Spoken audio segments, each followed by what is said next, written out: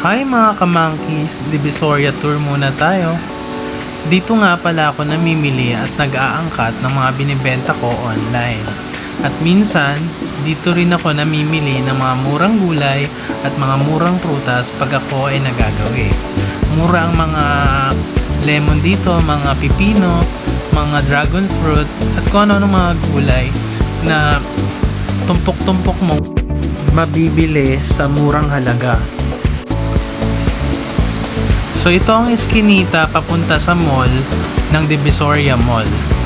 Ang ginagawa ko ay nagpapark ako sa 168 Mall na malapit dito at nag-iikot-ikot na ako sa may Divisoria.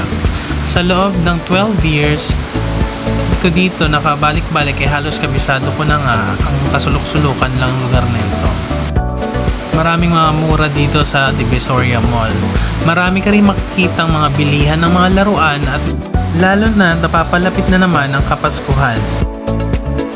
Ito ang area na may murang mga panghalo tulad sa pang-ulam at gamit sa paglalaba. Tulad ng oksalik, tawas at iba pa na por kilo mo lang mabibili. Halos kalahati ang presyo pag sa ordinaryong palengke ka lang bibili. Magkano sa ganito, te? 140. Kalahati lang po. At dito nga ay napabili ako ng kalahating kilong alcampor na gagamitin ko sa mga cabinet na binabahayan na ng maliliit na ipis.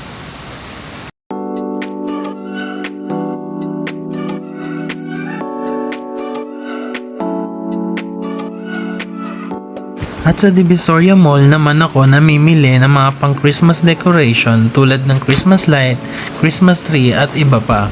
Bakit dito ako namimili? Kasi unlike sa labas, may warranty kasi pag nasa loob ng mall.